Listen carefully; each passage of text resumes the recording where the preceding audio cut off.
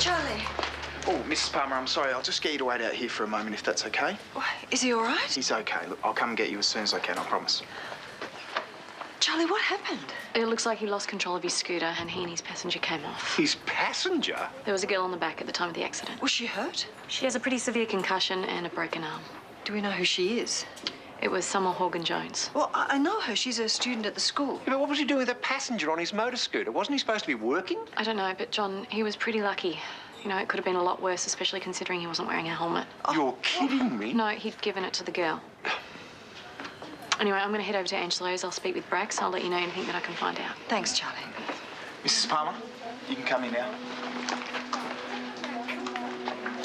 Thanks. Xavier? Mum, I'm sorry. I stuffed up. Yes, you did, mate. You really did. So how bad was it? Xavier was all right, but the girl he was with was pretty banged up. Did you know what he was doing? No, I had no idea. Casey lied to me. He told me Xavier had gone home. I didn't know anything about the scooter until I found it missing. Why would Casey do that? He's trying to help his mate out. You know, cover for him, but it's just a bad call. Very bad call. Yeah, well, don't worry, he won't be doing it again. Yeah, just go easy on him, all right? It's been a tough night for everyone. Yeah. Charlie, Morag. I saw you coming here. Hi. Look, I'm just going to the diner for coffee. Would you care to join me? I'm still working, but yeah, sure. I'll get in touch with you and let you know what I find out. Yeah, thanks, Sergeant.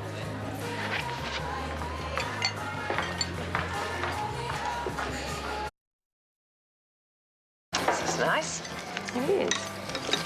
Oh, we haven't had a chance to chat, really, since your birthday. No, I've had so much going on with work and Ruby doing her HSC. You know how it is. Yes, I do.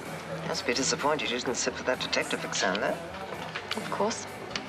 Well, there'll be another one coming up soon, I'm sure. You could try for that. To be honest, I think maybe missing that first exam was a sign that I've got too much going on in my life at the moment. Oh, when Ruby's finished her HSC, what will you have then? Friends, interests outside of work. Ah, and would these interests happen to include a certain gang member? I don't know what you mean. Come on, Charlie. I'm not dumb.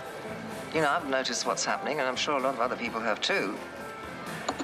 Oh, if you're talking about Daryl Braxton, I was there tonight to let him know that one of his delivery boys, Xavier, actually came off the scooter. Oh, I'm sorry to hear about Xavier. I hope he's all right, but that doesn't explain all the other excuses you've drummed up to visit him.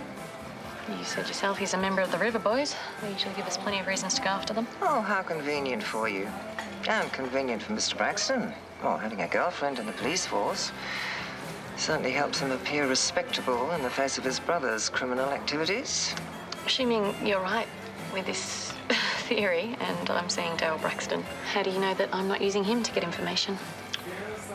Either way, it is a very bad situation, and you should put an end to it before it is too late. This was lovely, and we should do it again sometime. You both.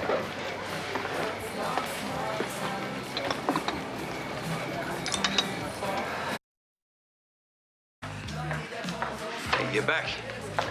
Yeah. Thought I'd treat myself to a cocktail. Well, there you go. I didn't figure you to be a cocktail drinker. Oh, you haven't figured me at all, Mr. Braxton. I will have a scotch, top shelf, and 2 cubes of ice, please. Coming right up. Thank you.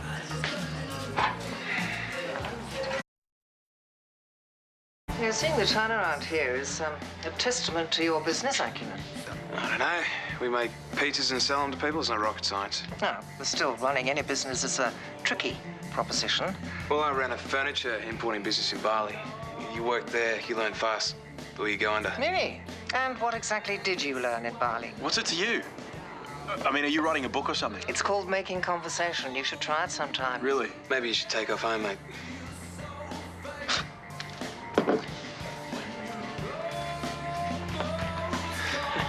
It's family. Can't live with them, can't kill them. No, well, not without careful planning, anyway. Well, you were saying, business skills you gleaned in Bali? Yeah, well, I guess if you had to sum it up, it teaches you to read people. Everyone's after something, you just have to figure out what it is. So what are you after? And we are talking here for a reason, aren't we? Well, let's be honest, shall we? I mean, you're a rather shady character turned restaurateur. You must know that a lot of people are rather curious about you. Just an average bloke making his way. Oh, well put, Mr. Braxton. Deceitful, but well put. Well, you can call me Brax. No, I'd rather keep it Mr. Braxton. It's a bit more intriguing, really, isn't it? So I intrigue you. No, not really. I'm just interested in anything that involves my stepdaughter. Right. Well, what do you want to know? Oh, you'll be surprised what I already do know. You see, years in court have honed my people-reading skills. Anyway, as I was saying, I'm just concerned about Charlie. She's a very conscientious girl. She's committed to her work and normally very careful about her choices. Yes, she is. Well, we all make mistakes. I just hate to see her leave herself, shall we say, exposed. You know, there is something else that you and I have in common. Really? Go on, what might that be? We both do anything to protect the people we care about. Well then, I guess we understand each other, Mr. Braxton.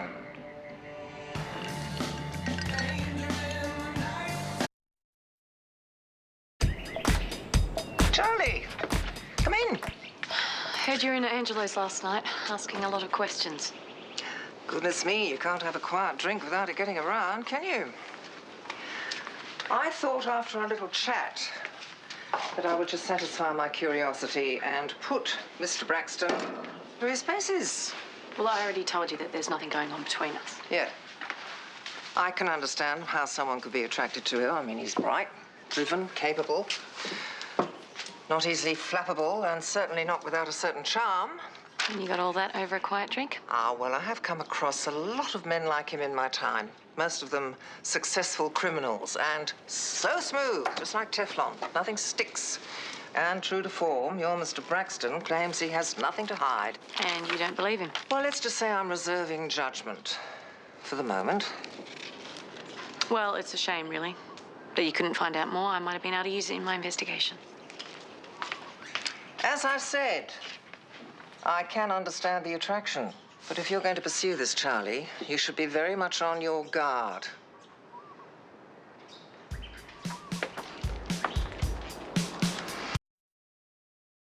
You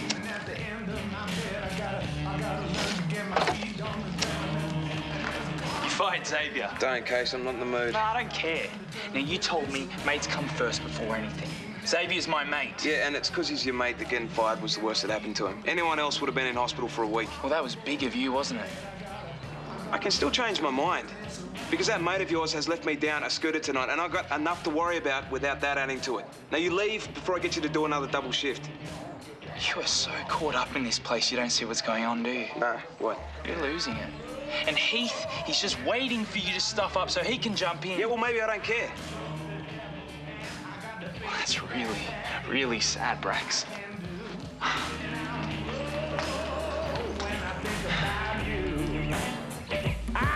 The devil's hand. I got to face the fact that there's nothing more that I can do. Hey, what are you doing here? I thought you had a study date organised. Yeah, I did. I do. Casey's in a really bad mood. He had a fight with Brax. What about? Xavier, mainly. I don't know, there's more to it than that. I just can't figure it out. I just don't see why things have to be so complicated. Yeah, I don't know, Ribs. Sometimes they just are.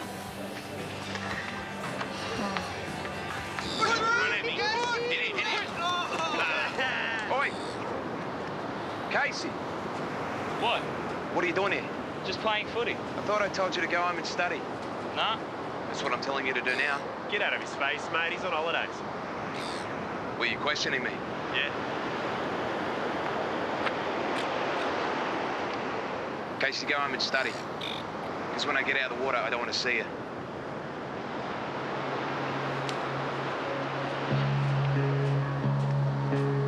Boys, who wants to go for a surf?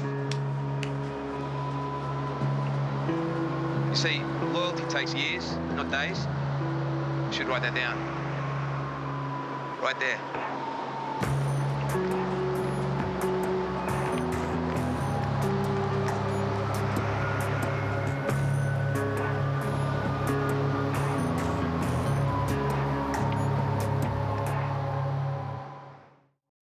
Next time on Home and Away.